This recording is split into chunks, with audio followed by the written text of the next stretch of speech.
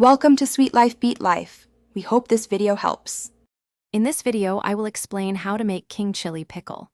This fiery condiment is a fantastic way to enjoy the intense heat and unique flavor of one of the world's hottest peppers. We'll go through a straightforward process that ensures a delicious and long-lasting pickle. You'll learn about selecting the best chilies, preparing them properly, and combining them with essential spices and oil for a perfect blend of taste and heat. Get ready to add a spicy kick to your dishes.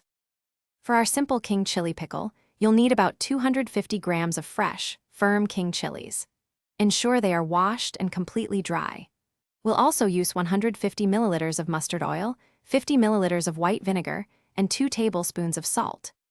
Essential whole spices include 1 tablespoon of mustard seeds, 1 teaspoon of fenugreek seeds, and 1/2 teaspoon of turmeric powder, all contributing to the pickle's authentic flavor. First, carefully slice your dried king chilies into small, uniform pieces, wearing gloves to protect your hands from the capsaicin.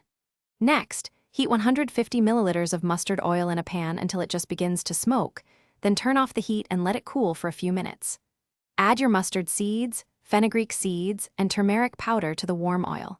Finally, combine the sliced chilies, the spiced oil, 50 milliliters of vinegar, and 2 tablespoons of salt in a sterilized glass jar.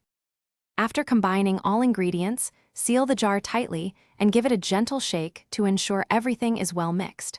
Place the jar in a cool, dark spot, allowing the pickle to cure for at least 7 days.